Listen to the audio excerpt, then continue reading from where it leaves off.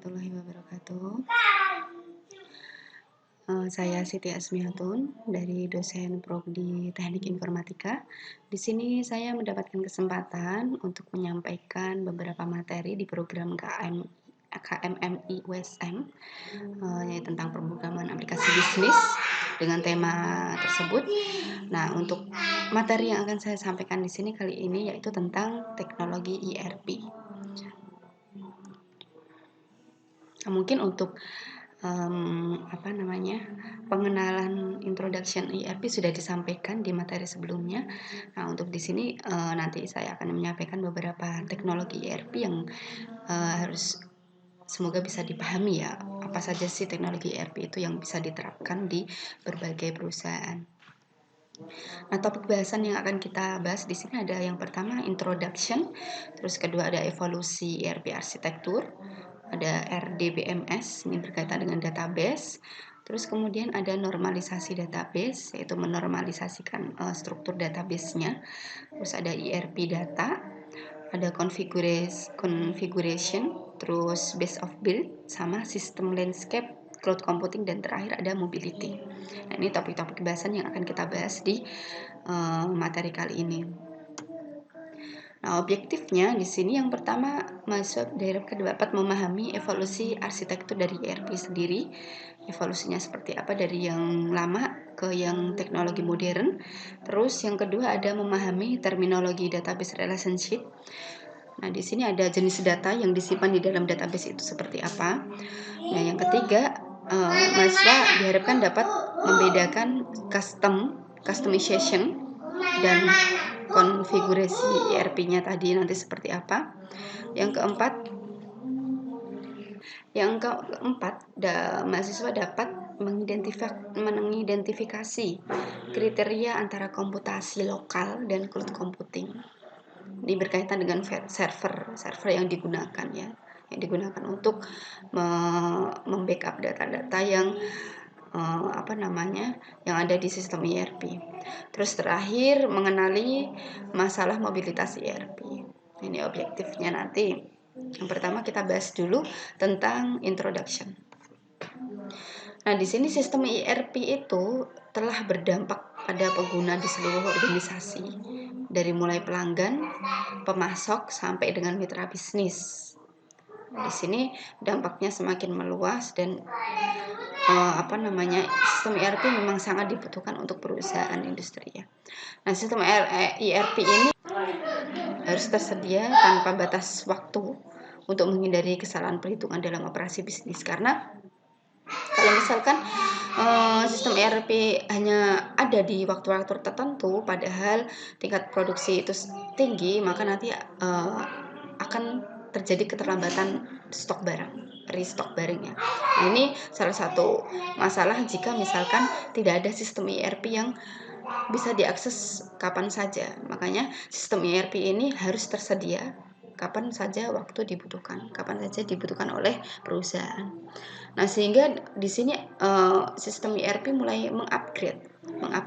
bisa mengupgrade sesuai dengan menyesuaikan kebutuhan perusahaan.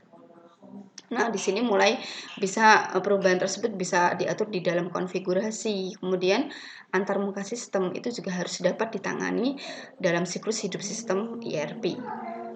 Nah, hal ini itu untuk mendukung ratusan bahkan ribuan pengguna dengan berbagai persyaratannya dan pelaporannya yang dibutuhkan oleh perusahaan untuk sistem yang canggih dan lebih fleksibel. Artinya, setiap sistem ERP yang diimplementasikan di perusahaan itu pasti menyesuaikan kebutuhan perusahaan.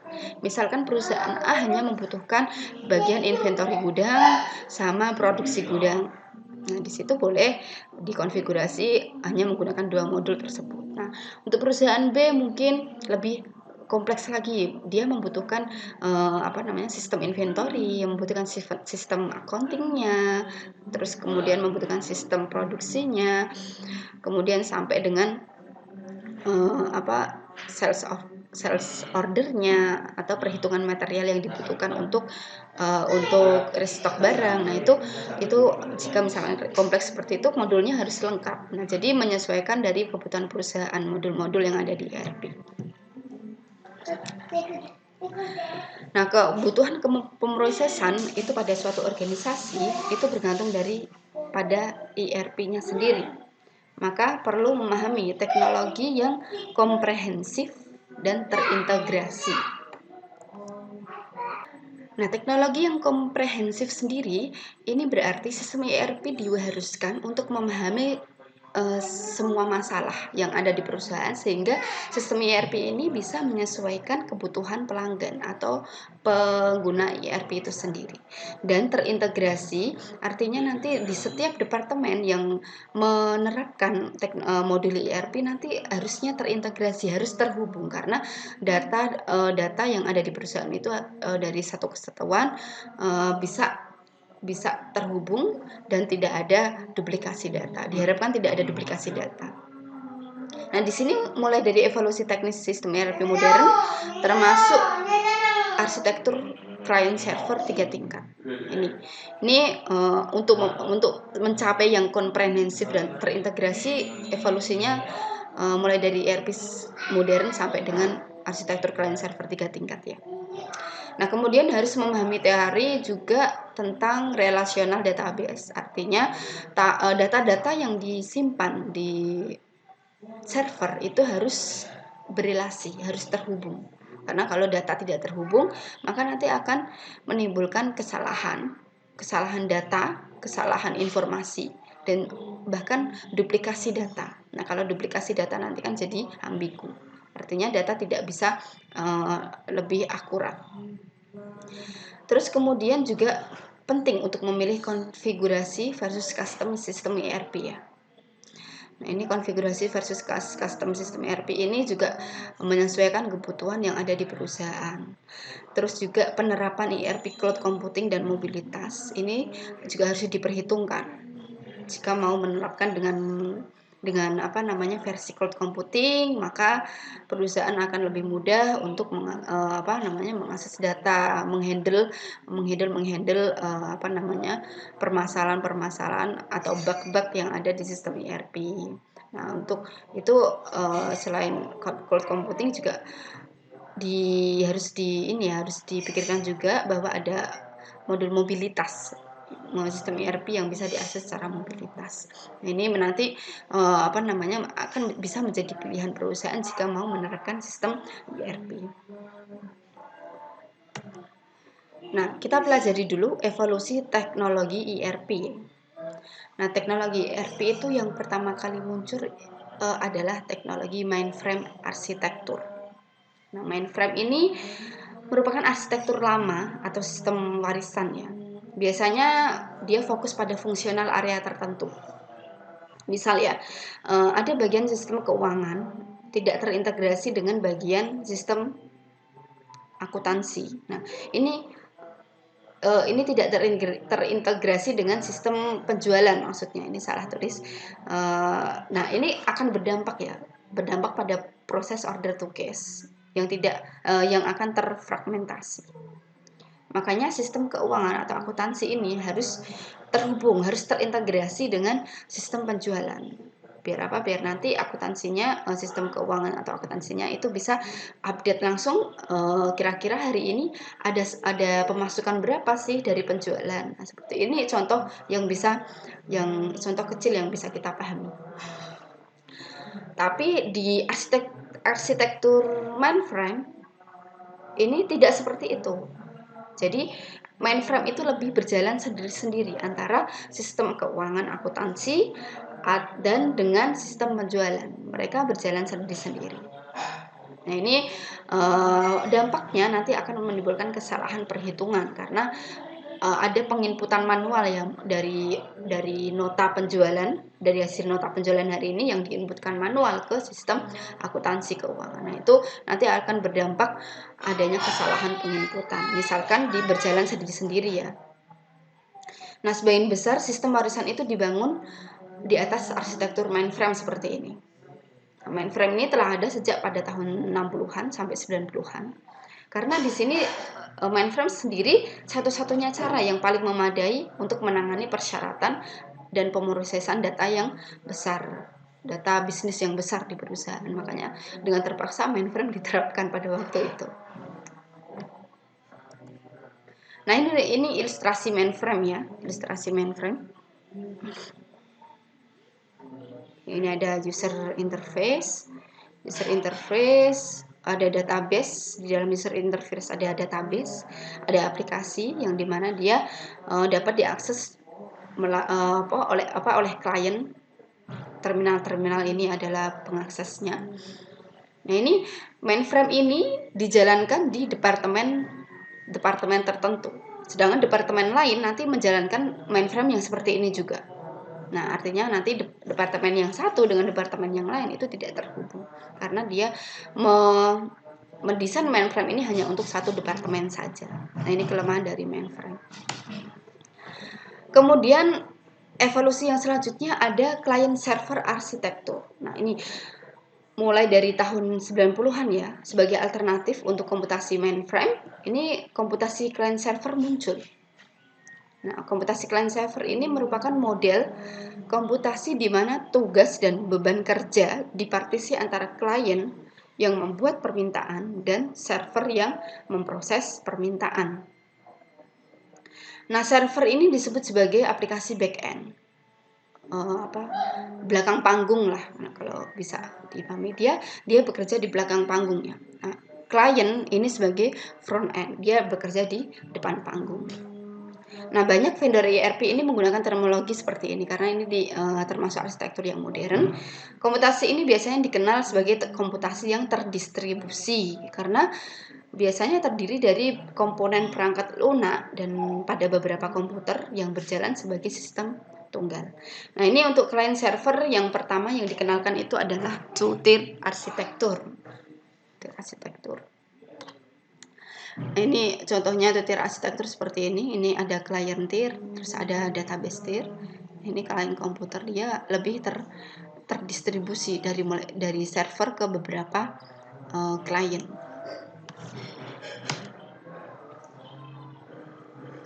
Kemudian di sini setelah ada two-tier, ada three-tier.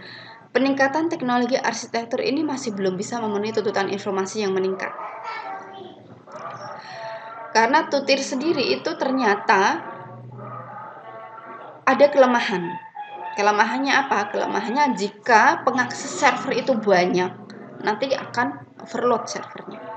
Terjadi overheat, lemot. Nah, ini pembatasan. Jadi karena ada lemot tersebut, ada overheat tersebut, maka ada pembatasan jumlah akses. Nah, klien-klien yang ingin mengakses ke server itu dibatasi. Itu kelemahan two-tier. Nah, selain itu, setiap komputer klien itu harus menjalankan versi perangkat lunak yang sama. Nah, ini kedua kelemahan yang ada di arsitektur two-tier. Nah, masalah ini bisa diselesaikan dengan evolusi teknologi yang baru, yaitu three-tier arsitektur. Kurang lebih seperti ini ya gambarannya. Di sini ada database, kemudian ada beberapa application.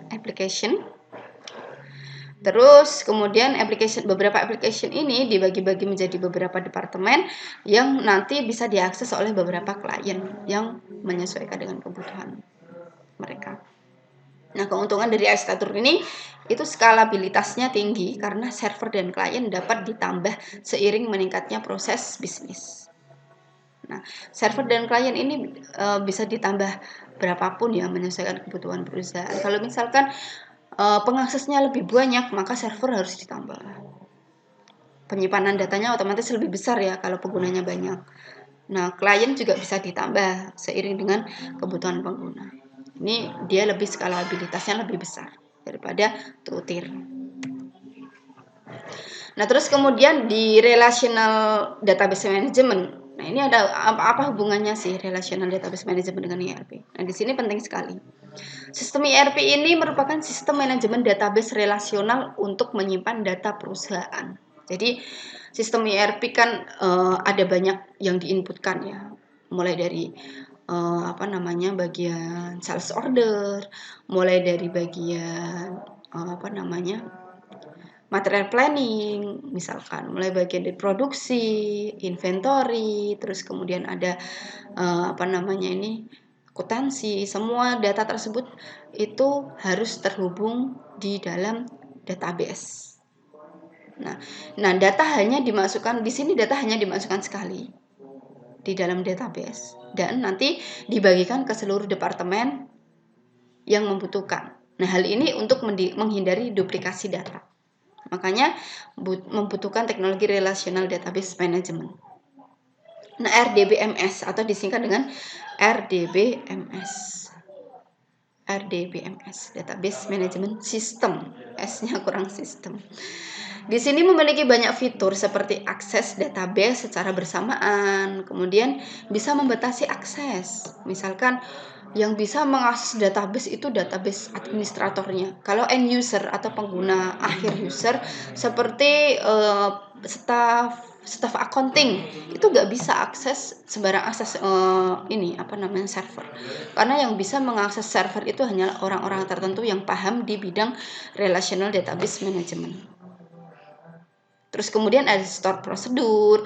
Store prosedur itu seperti fungsi di dalam relational database di mana fungsi tersebut bisa mengeluarkan informasi yang relevan, yang lebih cepat untuk diakses, yang dimana informasi ini nanti dibutuhkan oleh beberapa departemen. Nah, ini untuk logika bisnis. Misalkan di bagian produksi, di bagian produksi, departemen produksi itu membutuhkan informasi berapa banyak material yang dibutuhkan untuk membuat baju A. Nah, itu salah satu contoh logika bisnis. Terus banyak perusahaan yang menerapkan RDBMS ya untuk sistem ERP. Tapi di sini perusahaan juga harus berani modal, karena untuk sistem ERP sendiri itu membutuhkan server yang besar dan otomatis yang berkualitas. Seperti ada Oracle. Oracle itu biasanya dipakai untuk perusahaan yang skala besar, skala ke atas. Ada IBM ID2, terus ada Microsoft SQL Server. Itu SQL Server biasanya perusahaan yang menengah ke bawah.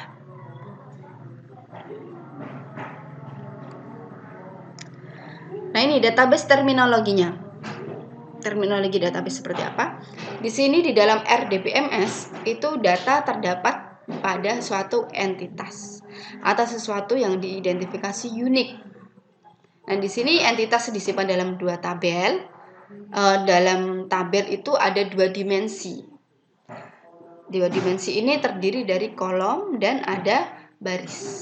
Nah, tabel ini dikenal sebagai baris data relasional. Contohnya ini. Ini di sini ada tabel supplier. Tabel supplier disimpan di dalam server itu dia berbentuk dua dimensi, yaitu ada kolom dan ada baris. Nah, ini untuk kolom sendiri itu field yang mengidentifikasi catatannya. Misalkan di sini ada field supplier nomor, berarti di sini di kolom ini ada catatan atau data atau nilai atau value supplier nomor. Terus kolom yang kedua ada name, berarti di field name ini dia berisi catatan atau value nama. Terus juga begitu juga dengan field street, kolom street sampai dengan Python. Nah, sedangkan baris itu adalah isinya, value-nya, value datanya. Data per fieldnya itu apa saja. Itu adalah record atau baris. Nah, sebuah field atau kolom itu dirancang untuk menyimpan data tertentu di setiap baris tabel. Jadi field itu dia menyimpan value-value dari baris-baris. Nah, field ini menentukan item data yang akan dimasukkan pengguna.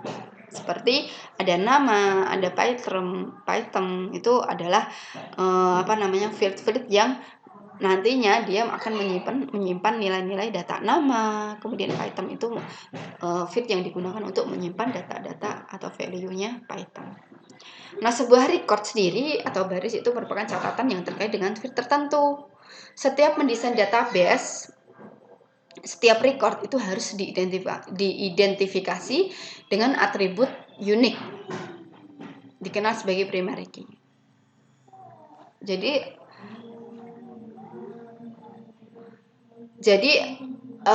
di dalam tabel itu harus ada salah satu field yang diidentifikasi sebagai atribut unik atau primary key.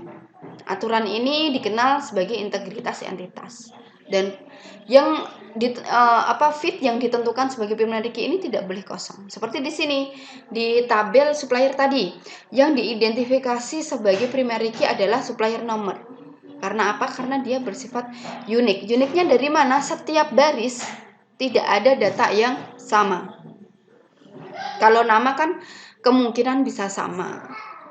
Alamatnya atau nama tokonya kemungkinan bisa sama. Makanya di sini supplier nomor dijadikan sebagai primary key karena tidak ada yang mungkin sama untuk value-nya si field supplier nomor ini. Makanya dia diidentifikasi sebagai primary key. Nah, ini tabel relationship. Tabel relationship bisa dikenal sebagai relasi tabel, yaitu ada dua tabel yang terhubung dengan sebuah field. Dua tabel yang terhubung dengan sebuah field. Misal, supplier dengan purchase order, ini setiap pembelian harus terkait dengan siapa pemasoknya. Ada tabel supplier dan ada tabel purchase order. Ketika perusahaan melakukan transaksi purchase order, maka purchase order tersebut harus mengetahui siapa yang memasok barang yang di purchase orderkan. Nah, ini harus saling terkait. Dua tabel ini harus saling terkait. Jadi kita dapat menambahkan field supplier ID pada tabel purchase order untuk merelasikan kedua tabel tersebut, sehingga memungkinkan pengguna dapat menjalankan perintah query di dua tabel yang secara bersamaan. Nah, di sini dengan tujuan memungkinkan pengguna dapat menjalankan perintah query di dua tabel secara bersamaan. Artinya perintah query itu adalah perintah di mana sebuah sistem akan melakukan request data ke server dengan perintah query dan sistem tersebut nanti tujuannya untuk menghasilkan informasi. Informasi apa? Seperti laporan stok barang, laporan penjualan. Nah, seperti itu perintah query. Nah, di dalam tabel purchase order itu ada field supplier ID. Supplier ID itu kan dia dari fieldnya si tabel supplier, tapi di tabel purchase order ada field supplier ID. Nah, di sini supplier ID di tabel purchase order itu dikenal sebagai foreign key. Nah, dari sini kita dapat gambaran bahwa RDBMS itu terhubung melalui elemen data field primary key dan foreign key. Terus kemudian hal ini bisa digambarkan melalui entity relationship diagram, di mana IRD ini paling sering digunakan untuk perancangan database. Nah, ini contohnya ya, jenis relasi. Contohnya ini gambaran yang saya jelaskan tadi ya. Ini ada tabel supplier, ada supplier nomor. Supplier nomor ya, namanya supplier nomor. Kalau tadi saya jelaskan supplier ID, cuman di sini saya deskripsikan sebagai supplier nomor. Jadi penamaan ini sesuai dengan nama field yang sudah ditentukan oleh si pembuat tabel. Nah, kalau di sini si pembuat tabel ini sudah menentukan namanya supplier nomor. Supplier nomor ada field di tabel supplier. Terus kemudian di tabel purchase order ada field juga dengan nama supplier nomor. Namanya harus sama persis dengan field yang ada di tabel supplier. Nah, inilah caranya dua tabel itu terhubung. Di dalam tabel purchase order supplier nomor sebagai foreign key dan di dalam tabel supplier nomor sebagai primary key. Nah, dengan cara ini dua tabel bisa terhubung. Nah, sekarang hubungan antar tabel itu ada beberapa jenis. Jenis yang pertama ada one to many relationship.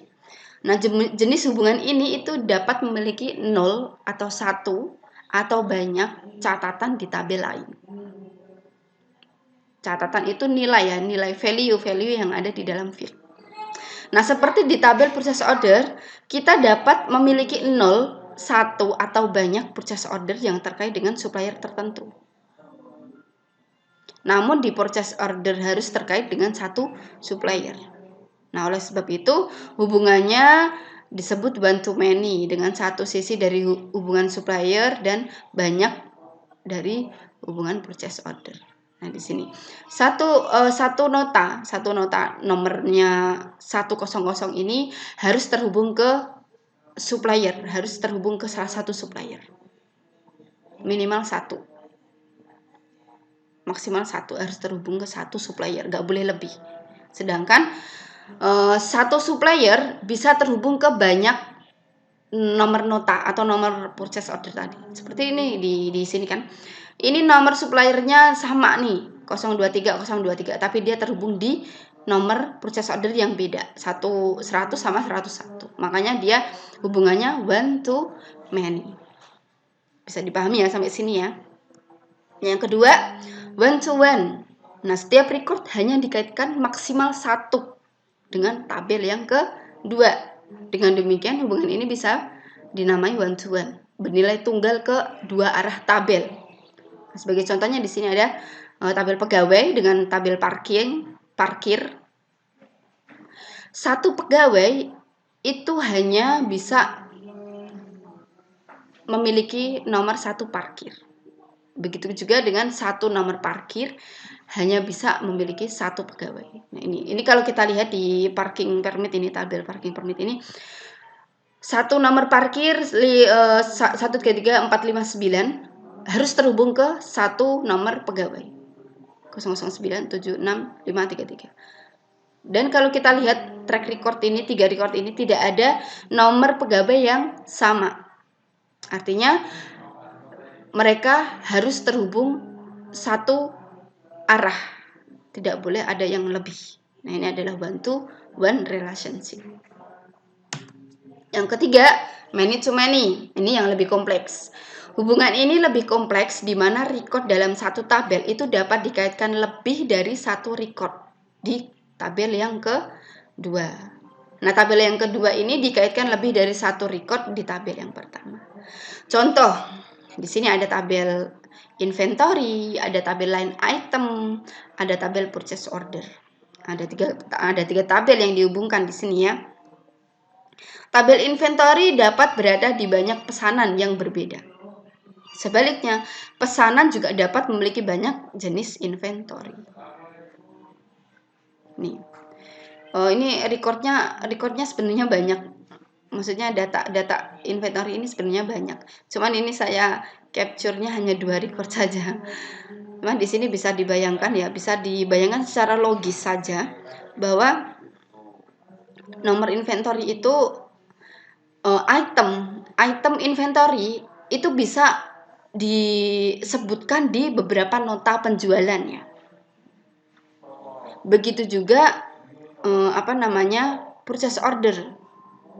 Purchase order nomor nomor nota ini bisa disebutkan di beberapa nomor inventory atau item. Nah, itu yang disebut dengan one to many. Ya benar, one to many relationship. Nah, hal ini terjadi jika ada kunci gabungan. Jadi tadi persyaratan tabel itu kan harus ada field yang unik. Terus kalau di sini purchase order di tabel line item purchase order kok ada yang sama, berarti purchase order saja field ini tidak bisa unik, tidak bisa primary key. Nomor inventory juga sama, nanti ada beberapa item yang sama di nomor nota yang beda. Dia juga tidak bisa menjadi primary key. Makanya di sini di line item yang jadi primary key adalah kunci gabungan. Gabungannya dari mana? Gabungannya dari field purchase order dengan field inventory nomor. Kedua field ini menjadi kunci gabungan, primary key gabungan. Makanya dia bisa unik. Nah, ini adalah yang disebut sebagai many to many. Nah, ini bisa dipahami ya. Ini bisa dibayangkan secara logis. Satu item bisa dibeli, bisa terdapat di beberapa nota. Satu nota satu nomor nota itu bisa juga terdapat di beberapa item, ya kan, kalau kita pikir secara logis. Ini dia disimpan ke dalam line item, tabel line item. Nah, sekarang kita bicara tentang database normalisasi. Normalisasi sendiri merupakan perancangan basis data yang canggih. Tujuannya untuk menyusun struktur tabel di dalam database. Jadi sebelum sistem ERP itu diimplementasikan ke sebuah perusahaan,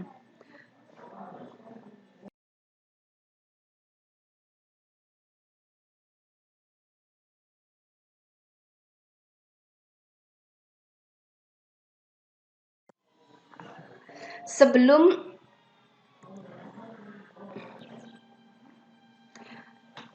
sistem ERP nanti diimplementasikan, jadi si develop itu harus merancang data-data tabel, data-data yang akan jadi tabel di server. Nah, setelah dirancang, data tabel-tabel tersebut harus dinormalisasi. Nah, normalisasi ini perancangan basis data, masuk ke perancangan basis data. Menyusun struktur tabel di dalam database. Nah, ini ada proses normalisasi, itu akan mengeliminasi data yang berlebihan. Artinya data yang redundansi atau duplikasi. Nah, di sini dia memastikan dependensi data hanya terkait dalam satu buah tabel. Nah, nanti cara mengeliminasinya ada beberapa aturan di normalisasi. Yang pertama ada 1 NF, yang kedua 2 NF, dan yang ketiga 3 NF. Di mana setiap aturan ini menegakkan aturan sebelumnya. Jadi 1 NF itu harus terpenuhi. Terus kemudian ke aturan kedua NF, 2 NF itu syaratnya 1 NF harus terpenuhi terlebih dahulu, baru dia bisa menjalankan 2 NF. Begitu juga 3 NF. 3 NF syaratnya harus memenuhi 1 NF dan 2 NF, maka bisa menjalankan aturan 3 NF. Nah, kita bahas yang 1 NF terlebih dahulu. Di sini ada bentuk normal pertama, dibacanya bentuk normal pertama. Nah, ini aturannya hanya dapat terpenuhi jika semua field itu memiliki nilai field yang sama. Nah, artinya di sini tidak boleh ada nilai yang berulang. Dan hanya boleh memiliki satu nilai. Sebagai contoh, di sini ada student data. Di sini ternyata di field subjek ada nilai yang berulang, lebih dari satu. Subjek accounting di nomor student yang sama, field subjek nilainya IT di nomor student yang sama. Di sini juga sama, subjeknya graphic design, Spanish dan accounting. Oh, ini ya, Spanish dan accounting itu di nomor student yang sama. Nah, ini adalah salah satu nilai yang berulang di salah satu field. Ini tidak bisa normal, memenuhi syarat normal pertama. Jadi harus difilter. Di mana dia tabel ini jika ingin memenuhi syarat normal pertama harus dibuat record baru di subjek IT. Otomatis nanti dia mendapatkan student nomor yang baru juga ya. Kalau di sini dia student. Yang kedua ada 2 NF. Nah, bentuk normal kedua ini jika semua field yang bukan kunci utama itu terhubung atau bergantung dengan field yang kunci utama. Maka dari contoh di atas ini di tabel student ini, maka di sini ada 2 primary key. Ada 2 primary key yang harusnya tidak boleh di dalam satu tabel. Dan primary key tersebut juga ternyata tidak unik. Nah, ini ada yang tidak beres. Makanya di sini tabel student ini harus dipecah. Menjadi 2.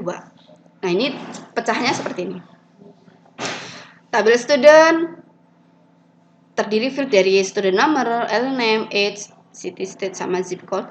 Di sini kita lihat bahwa student nomornya sudah unik. 58 300 5893. Ini kita lihat sudah unik. Nah, tabel yang kedua adalah tabel subjek, tabel subjek, di mana di sini sebagai primary key ada accounting, terus kemudian ada IT, graphic design, Spanish.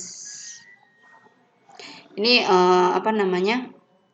Dia sudah bersifat unik karena di sini dia sebagai kunci gabungan, sebagai kunci gabungan di mana accounting dengan student nomornya 58, IT dengan student nomornya 58 juga, tapi dengan subjek yang berbeda ya. Desain 300, Spanish 93, dan di sini accounting 93. Ini kalau digabung sebagai kunci gabungan dia termasuk apa namanya? Unik, termasuk unik. Makanya tadi dipecah ya. Dari tabel student dipecah jadi 2, jadi tabel student dan yang kedua tabel subjek. Ini untuk mengatasi permasalahan jika ada dua tabel yang jika ada satu tabel yang memiliki dua primary key. Jadi kalau kita lihat dari tabel yang sudah dipecah ini, semua field yang bukan kunci, yang tidak ada tulisan PK ini semua bergantung pada student nomor atau primary key. Nah, tidak ada yang nggak bergantung lagi. Tidak ada field yang bukan kunci itu tidak saling tergantung lagi. Di sini zip code. Zip code itu 608 tidak bergantung pada state NC karena di sini dia NC-nya juga sama. Dia juga tidak tergantung dengan city. Ada relic dan carry, ini juga tidak bergantung. 608. Jadi 608 itu bergantung dengan student number, di mana dia hanya bergantung pada nomor student number ini 049658. Bergantung pada satu value yang unik ya. Yang ini yang saya maksud adalah bergantung pada satu value yang unik. Tidak ada yang menyamai lagi. Harus diperhatikan ya. Jadi yang saya maksud bergantung adalah bergantung pada satu value yang unik di field tertentu. Contohnya ini. H di sini value H yang 22 itu bergantung pada 58. Nah, yang di tabel yang lain di field nilai yang lain itu tidak bergantung, tidak ada yang sama gitu loh, maksud saya tidak ada yang sama. Terus Bradford ini juga sama, dia bergantung pada student nomor 58. Nama yang lain nanti meskipun dia namanya Bradford tapi student nomornya berbeda. Nah, itu di situ terletak dari pengertian bergantung. Jadi satu nilai di field tertentu itu harus bergantung pada field nilai field yang unik. Seperti itu. Itu yang 2NF. Semuanya sudah terpenuhi jika semua yang bukan kunci bergantung pada yang kunci utama. Yang bukan kunci mana? L-name, age, city, state, sama zip code itu bukan kunci utama, bukan primary key. Tapi mereka bergantung pada yang primary key di field student number. Itu yang syarat yang harus dipenuhi di normal kedua atau 2NF. Nah, yang ketiga NF ini lebih kompleks lagi, di mana bentuk normal ketiga itu jika semua field itu tidak bergantung transitif terhadap field yang bukan kunci. Kalau di 2NF tadi, mengecek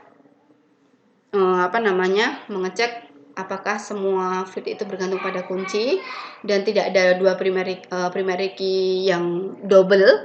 Tapi kalau di 3NF mengecek apakah semua field yang bukan kunci tidak saling tergantung atau enggak, atau tidak saling tergantung atau malah saling tergantung. Itu pengecekan di 3NF. Intinya pada 3NF ini terdapat suatu field yang tidak bergantung pada primary key tapi bergantung pada field yang lain, maka field tersebut harus dipisah ke tabel baru. Contoh ini tabel siswa dan tabel zip code. Pada tabel siswa di atas terdapat field L-name. Nah, ini field L-name yang bergantung pada zip code. Field L-name itu kan bukan primary key. Zip code itu juga bukan primary key. Tapi dia saling bergantung. Nah, ini yang dinamakan bergantung transitif. Maka ini tabel siswa harus dipecah jadi dua. Solusinya ada muncul tabel zip code, di mana tabel zip code ini nanti berisi city, state, ini penambahan field yang baru. Sedangkan tabel siswa nanti hanya dengan nomor, student nomor, RL name, ini student nomor, age sama zip code saja. RL name dipindah di sini ya, di tabel zip code dengan nama city. Ini city-nya harusnya RL name. Nah, itu salah satu contoh pengecekan di 3NF.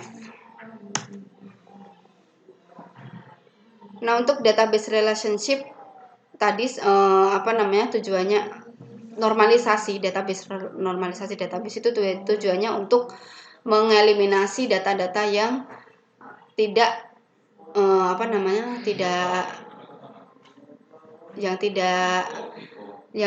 duplikat ya, mengeliminasi data-data yang duplikat atau mengeliminasi field yang tidak sesuai dengan aturan normalisasi. Itu adalah normalisasi. Sekarang kita pahami dulu data yang ada di ERP. Data yang di ERP ini, sistem data ERP itu menyimpan 3 jenis data utama di dalam ERP. Jadi di dalam server database nanti ada 3 jenis data yang disimpan. Yang pertama data master, yang kedua data transaksi, yang ketiga data konfigurasi. Nah, master data sendiri itu data yang relatif permanen. Biasanya dikumpulkan pada entitas dalam bisnis. Contohnya, ini entitas itu kata benda yang paling penting dalam sebuah organisasi seperti orang, benda, tempat, sekonsep. Yang bisa jadi master data contohnya itu seperti karyawan, item, inventaris, ada departemen, ada lisensi dan lain-lain. Ini bisa menjadi data master data. Terus kemudian yang bisa jadi data transaksi seperti catatan peristiwa bisnis sehari-hari, apa itu? Penjualan, pembelian, produksi dan sebagainya. Terus yang data transaksi ini sangat cepat perubahannya ya, karena setiap hari pasti ada transaksi penjualan, transaksi sales order. Makanya data transaksi ini berkaitan dengan peristiwa bisnis, makanya dia harus terupdate setiap hari. Dia harus terbackup setiap hari. Ini ada contohnya pemesanan, penjualan, pengeluaran gaji dan lain-lain. Itu dia akan update setiap hari untuk data transaksi. Nah, di sini alurnya ini ada data purchase order. Alurnya seperti ini. Ada data purchase order akan membutuhkan data master dari supplier dan data inventory. Data purchase order itu adalah data transaksi, sedangkan data master itu adalah data supplier dan data inventory. Nah, ini di sini tujuannya untuk menentukan siapa yang memesan dan item apa yang dipesan. Makanya ketika melakukan transaksi purchase order pasti membutuhkan supplier dan inventory. Karena supplier untuk mengetahui mesennya dari supplier mana. Nah, untuk data inventory, itemnya apa yang dipesan untuk mengetahui hal tersebut. Nah, terakhir data konfigurasi. Nah, data ini yang menyesuaikan aspek tertentu dari sistem ERP. Seperti di salah satu organisasi pasti nanti akan memilih mata uang yang dipakai, waktu penutupan akhir tahun itu kapan, tutup bukunya kapan, itu bisa termasuk data konfigurasi, dan bahasa yang digunakan itu juga salah satu data konfigurasi. Konfigurasi data itu biasanya menyiapkan detail structure perusahaan seperti jumlah, jenis pabrik, penjualan organisasi, gudang dan saluran terdistribusi. Itu salah satu data konfigurasi. Ini tidak berkaitan dengan data konfigurasi, tapi cara konfigurasi ERP. Cara mengkonfigurasi ERP. Ini bukan data konfigurasi ya. Ini beda topik lagi. Setelah mengenal jenis data apa saja yang ada di server ERP, kita harus tahu juga konsep mengatur ERP. Ini salah satu keunggulan di ERP karena dia fleksibel, bisa diatur seperti apa kemauan perusahaan yang mau memakai. Nah, karena sifatnya ini perusahaan vendor ERP, vendor itu perusahaan yang menyediakan sistem ERP, menyediakan jasa untuk men-settingkan atau mengimplementasikan ERP ke perusahaan tertentu. Itu adalah vendor. Nah, ini biasanya perusahaan vendor dapat menjual paket ERP ke banyak perusahaan dan mengakomodasi opsi konfigurasinya. Nah, konfigurasi ini adalah proses memilih parameter, memilih modul-modul apa yang mungkin digunakan oleh perusahaan untuk menyesuaikan aspek tertentu dari sistem sesuai dengan proses bisnis perusahaan yang dibutuhkan. Jadi modul apa sih yang mau dipakai di perusahaan tersebut?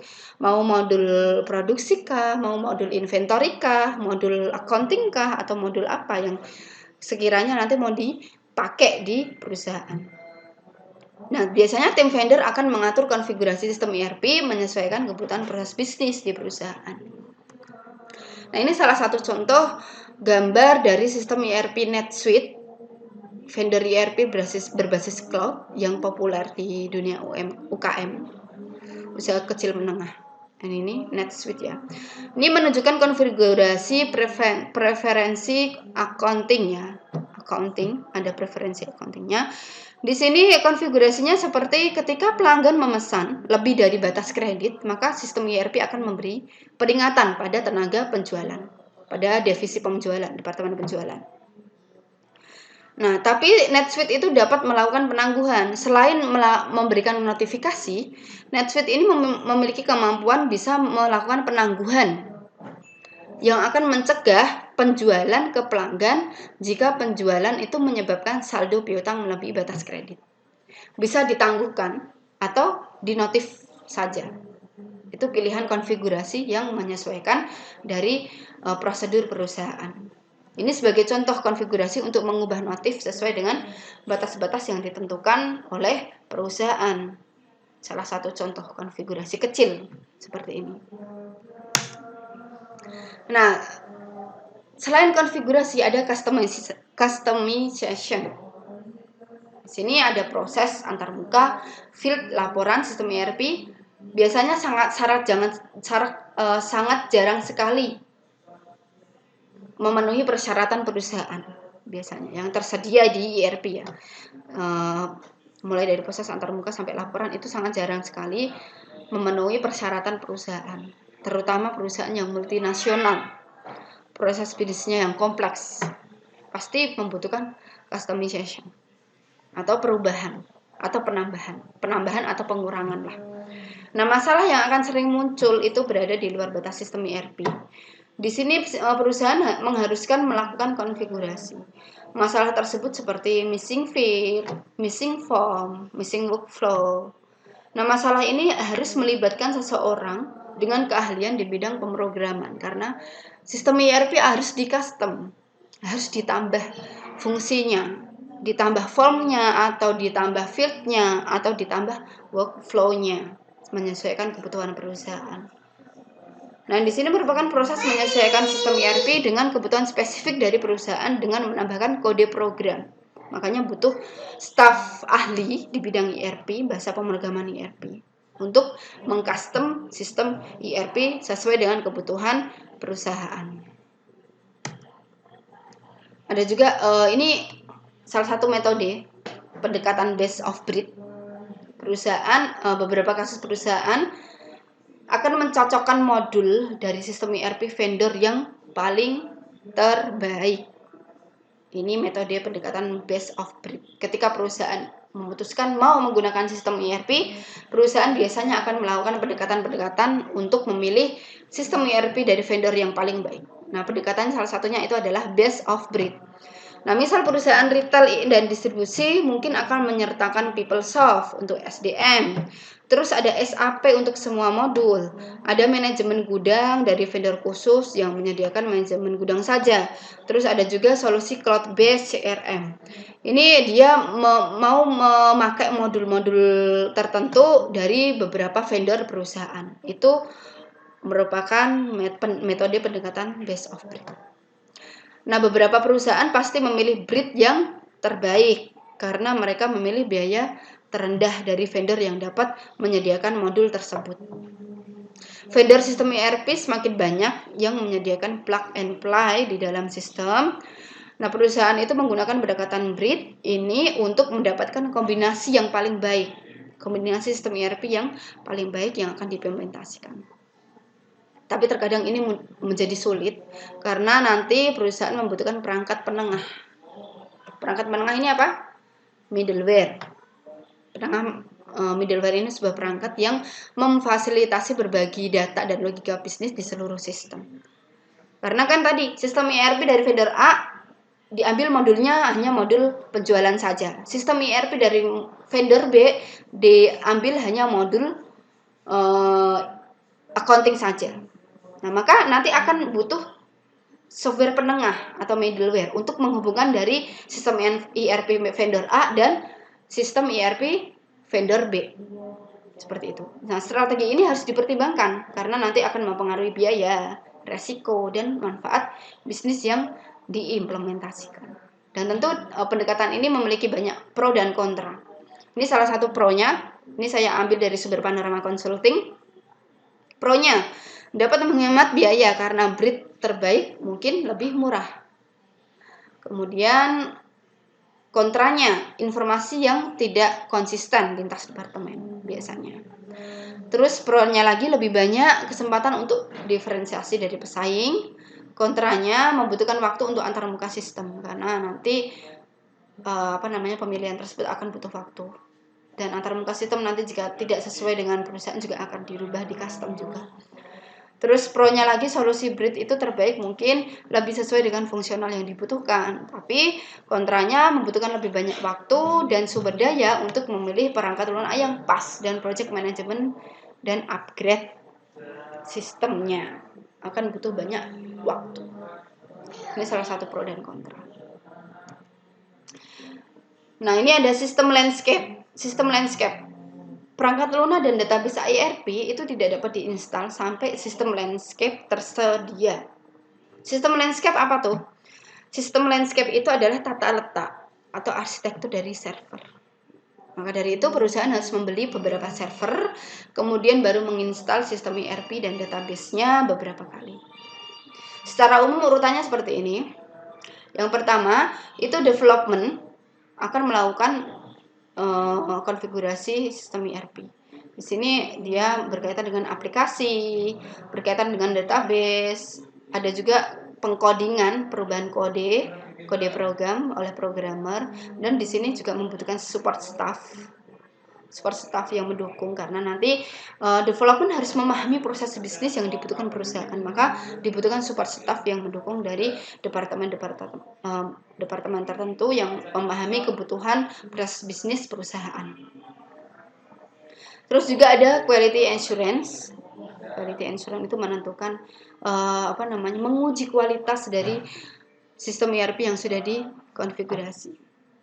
Di sini membutuhkan sistem user, ada QA, ada support staff juga. Artinya dia butuh menguji fungsi modul-modul yang sudah dikonfigurasi oleh si development. Pengujian ini hanya skup internal dulu, belum ke end user ya, skup internal. Artinya staff yang menguasai proses bisnis, apakah sesuai apa belum, proses bisnis yang diterapkan di ERP sesuai apa belum dengan kebutuhan perusahaan. Terus yang ketiga ada production. Production ini langsung ke end user. Itu untuk urutan dari implementasi ERP. Kemudian ada cloud computing. Ini perusahaan juga harus memilih. Dalam cloud computing, sistem ERP dan data terkait akan dikelola secara terpusat oleh vendor. Ini perusahaan harus memilih mau memilih cloud computing atau enggak. Nah, kalau cloud computing, data akan diolah oleh pusat atau vendor yang menyediakan. Di sini pengguna sistem ERP tidak perlu menambah server karena server diolah oleh vendor. Dalam cloud computing ini perusahaan dikenakan biaya berkala Jadi yang paling penting di sini perusahaan harus melakukan negosiasi perjanjian tingkat layanannya seperti apa. Nah, pada penelitian akhir-akhir ini menyatakan bahwa 0-20%, sisanya menyatakan lebih mahal. Nah, berikut ada beberapa kriteria. Misalkan perusahaan bingung mau memilih cloud computing atau on-premise. On-premise itu menggunakan server lokal. Jadi putus dengan vendor. Nah, cloud ERP, cloud computing, perusahaan lebih suka membayar berkala ya daripada menyediakan SDM untuk staf IT ERP. Jadi kalau misalkan perusahaan lebih suka bayar berkala dan nggak mau menambah SDM staf IT ERP, maka pilih cloud computing. Tapi kalau perusahaan sudah memiliki sistem ERP dan sudah ada staf IT ERP, maka pilih on-premise atau pakai server lokal saja. Terus kalau perusahaan customization-nya dilakukan secara otomatis oleh vendor untuk upgrade. Ini kalau perusahaan pengen customization-nya otomatis oleh vendor, maka pilih cloud computing. Tapi kalau perusahaan lebih mengutamakan keamanan daripada customization oleh vendor, maka pilih on-premise. Karena kan nanti otomatis data perusahaan akan dipegang oleh vendor. Makanya kalau pengen keamanan, pengen tetap jadi rahasia internal perusahaan, maka pilih on-premise. Pilih server sendirilah daripada server vendor. Kemudian kalau perusahaan dalam masa pertumbuhan dan ingin mencocokkan biaya internal dengan fluktuasi bisnis, maka pilih cloud computing. Tapi kalau perusahaan sudah mapan dan dapat komitmen selama 5 tahun ke depan untuk investasi ERP, maka pilih on-premise. Karena perusahaan sudah mapan, sudah bisa mencari ataupun mengadakan SDM untuk staf IT sendiri, staf IT ERP sendiri, maka pilih on-premise. Terus, jika perusahaan ingin lebih cepat menerapkan ERP, pilih cloud computing. Karena itu nanti akan lebih cepat. Karena ditangani oleh si vendor sendiri, makanya lebih cepat. Tapi kalau perusahaan bersedia menjalani proses implementasi ERP lebih lama, maka pilih on-premise. Kalau on-premise ya maksudnya. Kalau on-premise atau server dipegang sendiri, maka SDM IT ERP-nya harus benar-benar paham, dan proses pemahaman ini cukup butuh waktu yang lama. Terus perusahaan tidak memiliki SDM ERP, pilih yang cloud computing. Terus kalau perusahaan sudah mempekerjakan staf IT yang berpengalaman, maka pilih on-premise. Ini salah satu kriteria jika perusahaan ingin menentukan cloud computing atau on-premise. Cloud computing itu server dipegang vendor, kalau on-premise server dipegang perusahaan sendiri. Syaratnya harus seperti ini kriterianya ya. Terakhir, mobility. Nah, baru-baru ini muncul mobilitas dari vendor yang mengacu pada kemampuan mengakses data dan informasi dari perangkat dimanapun dan kapanpun. Nah, pertumbuhan ini dipengaruhi oleh adanya teknologi cloud dan perangkat seperti tablet, smartphone. Namun, tidak semua tugas dalam ERP itu dapat diakses menggunakan perangkat tersebut. Nah, 3 fungsi utama yang dapat digunakan dengan perangkat seluler itu seperti ada pengguna pelanggan, karyawan, dan vendor. Nah, ini umumnya fungsionalitas ini hanya untuk entry dan tampilan data yang dengan minimal tertentu dengan batas tertentu lah, seminimal mungkin lah. Karena di sini mencakup keamanan sistemnya. Kebanyakan kalau kita pakai smartphone itu pasti kata sandinya tidak aman. Kita bahkan sering berbagi kata sandi dengan orang lain, dan terlebih lagi kalau smartphone-nya hilang. Padahal smartphone tersebut ada akses dokumen rahasia, data rahasia dari perusahaan. Nah, ini kan cukup mengkhawatirkan ya untuk menggunakan mobilitas dengan smartphone, menggunakan mobilitas untuk mengakses ERP. Jadi perusahaan harus benar-benar mengutamakan keamanan. Jangan asal yang penting bisa diakses dimanapun dan kapanpun. Tapi juga keamanan itu harus dinomorsatukan karena bersangkutan dengan data perusahaan. Nah, kesimpulannya dari materi saya, Evolusi sistem ERP itu telah berevolusi dari sistem berbasis mainframe ke server client 2 tingkat sampai 3 tingkat. Jantung sistem ERP terdapat sistem manajemen database. Jadi manajemen database itu jantung sistem client server. Sistem ERP dengan teknologi client server, di mana data disimpan dengan 2 dimensi, yaitu baris dan kolom, dan terhubung dengan tabel lain melalui primary key. Ini adalah jantung sistem client server di dalam ERP. Maka harus dipahami manajemen database relasional. Ketiga, jenis data yang disimpan berupa data master, transaksi, dan konfigurasi.